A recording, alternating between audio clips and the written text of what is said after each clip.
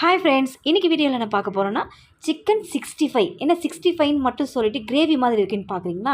Chicken 65 gravy தான் இன்றைக்கி நம்ம செய்ய போகிறோம். வாங்க இப்போ எப்படி செய்யுதுன்னு பார்க்கலாம்.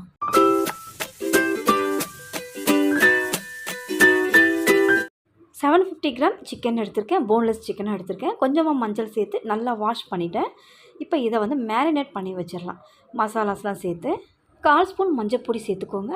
இது கூடவே 1 ஸ்பூன் அளவுக்கு இஞ்சி பூண்டு விடுது. காரத்துக்கு சில்லி பவுடர் 1 ஸ்பூன் சேர்த்துக்கிறேன். 1 ஸ்பூன் அளவுக்கு கரம் மசாலா, 1/2 ஸ்பூன் மிளகுத்தூள், 2 ஸ்பூன் அளவுக்கு கார்ன்ஃப்ளவர் சேர்த்துக்கோங்க.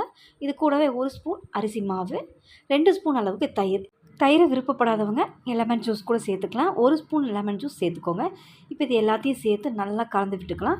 மசாலா எல்லா இடங்களும் படுற மாதிரி. இதுக்கு தேவையான அளவுக்கு உப்பு சேர்த்துக்கிறேன். உப்பையும் சேர்த்துட்டு நல்லா இதை கலந்து விட்டு ஒரு 1/2 hour அப்படியே ஊற விட்டுறலாம். சிக்கன் 65 மசாலா கடையில் வாங்காமல் இந்த மாதிரி வீட்டிலேயே மசாலா ரெடி பண்ணுங்கள். டேஸ்ட்டும் நல்லாயிருக்கும், ஹைஜீனிக்காக இருக்கும். இப்போ 1/2 hour நல்லா ஊற விட்டாச்சு. இப்போ இதை எடுத்து ஃப்ரை பண்ணிடலாம். ரொம்ப ஆயில் சேர்த்து நல்லா முழுகிற அளவுக்கு ஃப்ரை பண்ணாமல் இந்த அளவுக்கு ஷாலோ ஃப்ரை மாதிரி பண்ணி எடுத்துக்கோங்க. இந்த ஆயிலை வேஸ்ட் பண்ணாமல் நம்ம இதை கிரேவிக்கு சேர்த்துக்க போகிறோம்.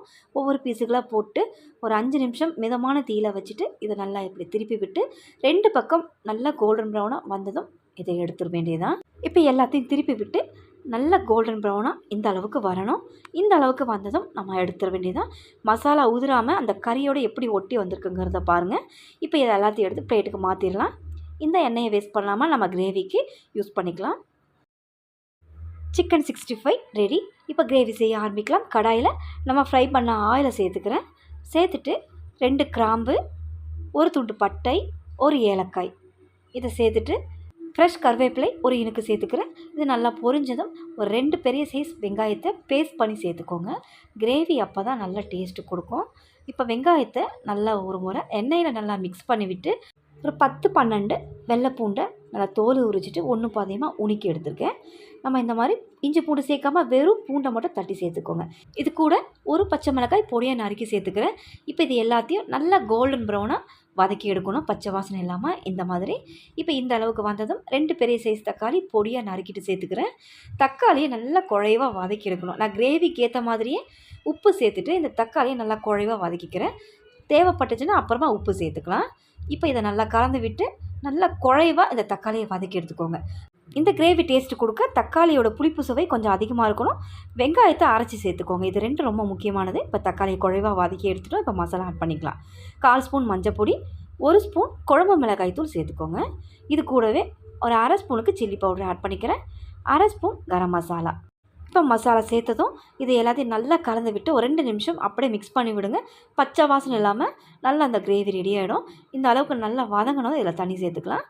தண்ணி எந்த அளவுக்கு சேர்க்கணும்னு பார்த்தீங்கன்னா, நம்ம சிக்கன் 65 கிரேவிங்கிறதுனால கிரேவிக்கு தகுந்த மாதிரி தண்ணி ஆட் பண்ணிக்கோங்க. அப்படி இல்லைனா பெரட்டல் மாதிரி, அதாவது ஒரு ரசம் ஒரு தயிர் சாதம் வச்சுட்டு நல்லா தொட்டுட்டு சாப்பிட்ற மாதிரியான கன்சிஸ்டன்சிக்கு வேணும்னா அதுக்கேற்ற மாதிரி தண்ணி சேர்த்துக்கோங்க. நான் கிரேவி கன்சிஸ்டன்சிக்குங்கிறதுனால நான் இந்த அளவுக்கு தண்ணி சேர்த்து நல்லா ஒரு 2 நிமிஷம் எண்ணெய் பிரிஞ்சு வர அளவுக்கு கொதிக்க விட்டுருக்கேன். இந்த மாதிரி இப்போ கிரேவி ரெடி ஆயிடுச்சு. பாருங்கள், நம்ம சேர்த்த தண்ணி எந்த அளவுக்கு வற்றி வந்திருக்குன்னு. நான் இந்த அளவுக்கு வற்ற விட்டுருக்கேன். இது கிரேவிக்கு சரியாக இருக்கும். பெரட்டல் மாதிரி எடுத்துக்க போகிறீங்கன்னா இந்த அளவுக்கு வந்ததும் இன்னும் ஒரு 2 நிமிஷம் வச்சிங்கன்னா நல்லா வற்றி வந்துடும். இப்போ நம்ம இதில் சிக்கன் 65 சேர்த்துக்கலாம். சிக்கன் 65 பிடிக்காதவங்க யாருமே இருக்க மாட்டாங்க. அதே நம்ம கிரேவி கூட செஞ்சோன்னா டேஸ்ட் வேறு லெவலில் இருக்கும்.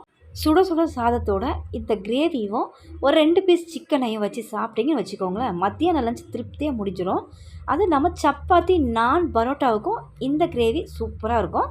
கண்டிப்பாக ட்ரை பண்ணுங்கள். இப்போ நம்ம சிக்கன் 65 சேர்த்து ஒரு 2 நிமிஷம் வதக்கி விட்டு கொத்தமல்லி சேர்த்து இறக்கணுன்னா சுவையான சிக்கன் 65 கிரேவி ரெடி. கண்டிப்பாக ட்ரை பண்ணி பாருங்கள். பிடிச்சிருந்தால் லைக் பண்ணுங்கள், ஷேர் பண்ணுங்கள். என்னுடைய சேனலை மறக்காமல் சப்ஸ்கிரைப் பண்ணுங்கள்.